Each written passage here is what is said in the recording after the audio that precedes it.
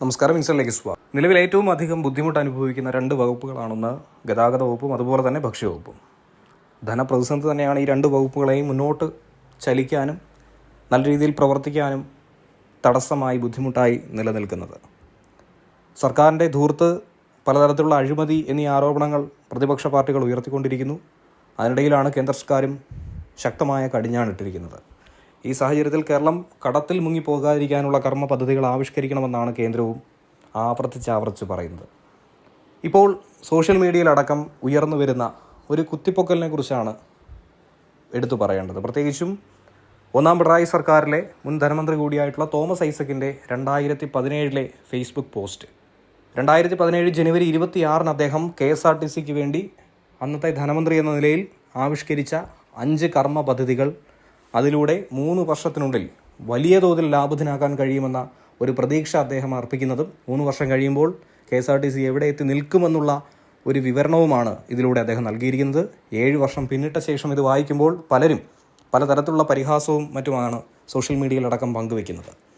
ആ ഫേസ്ബുക്ക് പോസ്റ്റിൻ്റെ പൂർണ്ണ രൂപം ഇങ്ങനെയാണ്: അങ്ങനെ KSRTC ലാഭത്തിലാക്കാൻ ഒരു 3 വർഷ പദ്ധതി തയ്യാറാവുകയാണ്. അടുത്ത വർഷം കൊണ്ട് കമ്പനി പ്രവർത്തന ലാഭത്തിലാക്കും. 3-ാം വർഷം പൂർണ്ണ ലാഭത്തിലും. ഒന്നാമതെന്ന് പറയുന്നത് ഫ്ലീറ്റ് ശേഷിയുടെ വിനിയോഗം, റൂട്ടുകളുടെ പുനഃക്രമീകരണം, ശരാശരി ബസ്സുകൾ ഓടുന്ന ദൈർഘ്യം, മൈലേജ്, അപകട നിരക്ക്, ബ്രേക്ക് ഡൗൺ റേറ്റ്, റിപ്പയർ ചെയ്യുന്നതിന് വേണ്ടി വരുന്ന സമയം, ടയർ ലൈഫ് എന്നിങ്ങനെ ഉൽപ്പാദനക്ഷമതയുടെ ഓരോ സൂചികയും ദേശീയ ശരാശരിയിലേക്ക് ഉയർത്തണം. ആദ്യ വർഷം ദേശീയ ശരാശരിയുമായിട്ടുള്ള വിടവ് 50% കുറയ്ക്കണം. 2-ാം വർഷം അത് 75% 3-ാം വർഷം അത് 100% ദേശീയ ശരാശരിയാക്കണം. ഇവ ഓരോന്നും ഒറ്റയ്ക്കെടുത്താൽ 1600 കോടി രൂപയുടെ നേട്ടമുണ്ടാകും. ചില കാര്യങ്ങളിൽ ദേശീയ ശരാശരിയിലേക്ക് ഉയരാൻ പറ്റില്ല എന്നുള്ളതും വസ്തുതയാണ്. എന്നാൽ ഇന്നത്തെ സ്ഥിതിവിശേഷത്തിൽ സമൂലമായ മാറ്റം ഉണ്ടായേ തീരൂ. ഇരട്ടിപ്പെല്ലാം ഒഴിവാക്കിയാൽ പോലും ചുരുങ്ങിയത് 800 കോടി രൂപയുടെ നേട്ടമുണ്ടാകും. KSRTCയുടെ നഷ്ടം ഇപ്പോൾ 600 മുതൽ 800 കോടി രൂപയാണെന്നുള്ളത് ഓർക്കുക.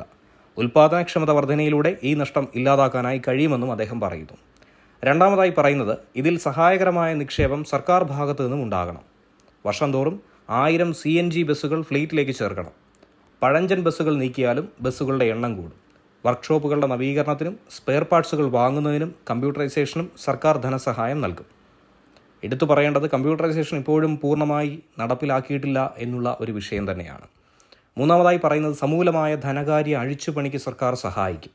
വിനിയോഗിക്കപ്പെടാത്ത കെട്ടിട ഭൂമിശേഷി സ്വാപ്പ് ചെയ്തുകൊണ്ട് കടഭാരവും പലിശ ചെലവും ഗണ്യമായി തന്നെ കുറയ്ക്കും. സർക്കാർ വായ്പകളുടെ പലിശ എഴുതി തള്ളും.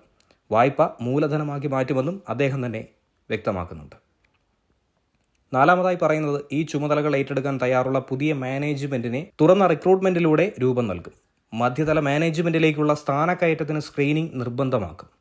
അഞ്ചാമതായി, ഏറ്റവും ഒടുവിലായി പറയുന്നത്, ഇത്തരമൊരു കർമ്മ പരിപാടി എല്ലാവരും അംഗീകരിക്കുകയും സമയബന്ധിതമായി നടപ്പിലാക്കുകയും വേണം. അങ്ങനെയെങ്കിൽ ശമ്പളത്തിൻ്റെയും പെൻഷൻ്റെയും കാര്യത്തിൽ സ്വയം പര്യാപ്തമാകുന്നതുവരെ തന്നെ ഇവ രണ്ടും മുടക്കമില്ലാതെ നൽകുന്നതിനുള്ള ഉത്തരവാദിത്വം സർക്കാർ ഏറ്റെടുക്കുമെന്നും അവകാശപ്പെടുന്നുണ്ട്. പക്ഷേ ഇതുവരെയും അത് പൂർത്തീകരിക്കാൻ കഴിഞ്ഞിട്ടില്ല എന്നുള്ളതാണ് പരിഹാസമുയരുന്ന മറ്റൊരു വിഷയം.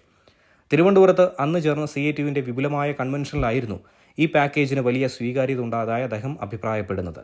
സുശീൽ ഖന്ന കമ്മീഷൻ റിപ്പോർട്ട് വരുമ്പോൾ അതിലെ നിർദ്ദേശങ്ങൾ കൂടി പരിഗണിച്ച് സമഗ്രമായ പാക്കേജിന് സർക്കാർ രൂപം നൽകുമെന്നും പറയുന്നു. ഇതിന് കാത്തു നിൽക്കാതെ 5 ഡിപ്പോകൾ സ്വതന്ത്ര ലാഭകേന്ദ്രങ്ങളാക്കി പരിഗണിച്ച് ലാഭത്തിലാക്കാനുള്ള ഒരു പ്രത്യേക ഇടപെടൽ നടത്തുവാൻ CATU തീരുമാനിച്ചുവെന്നും അദ്ദേഹം വ്യക്തമാക്കുന്നു.